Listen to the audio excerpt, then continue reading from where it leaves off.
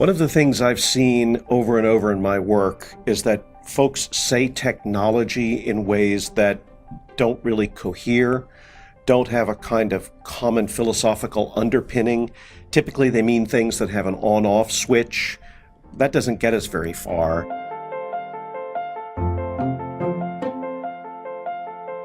Or they'll mean things that have to do with computer-mediated communication, but they're not able to think about it in ways that get at the real complexity or wonder of it.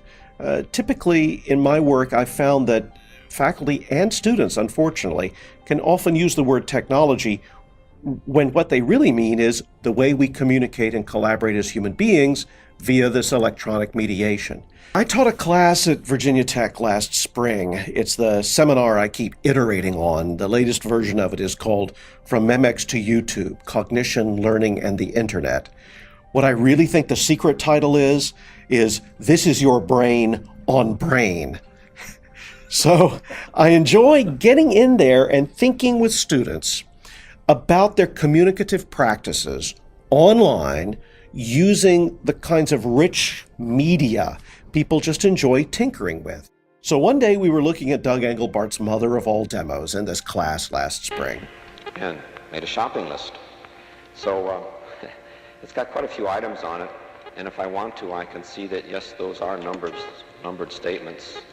And I can say there are ways I can scan down it, like I can point to 10 and say put it at the top, and I scan up, point to 23, and I got quite a few. And there's Doug Engelbart doing what we're all very used to now. He's making the words move across a computer screen.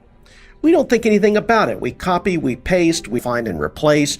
You can take your word processing document and you can move the words around. It doesn't work exactly that way if you're writing it out with a pen. Even if you're using a printing press, it's movable type. But once the thing has been printed, the words don't move, I guess, unless you're making a kidnapping ransom note and you cut things out and rearrange them. So I said to my students, so look, what do you notice about the words on this screen? And I just kept pushing and pushing and pushing. I didn't really know what they were going to say. And one of my students said, the words move. I said, yeah, that's right. That's kind of interesting, isn't it? They're animated. What happens when language in a physical representation in an electronic medium is animated? And then suddenly I went, what do you do that's animated in your communication? And the student said, well, we animate GIFs.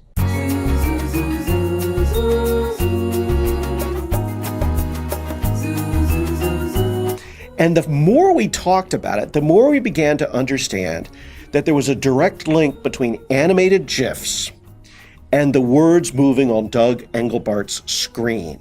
Something about the way an animated GIF was kind of the next step in the evolution of the word.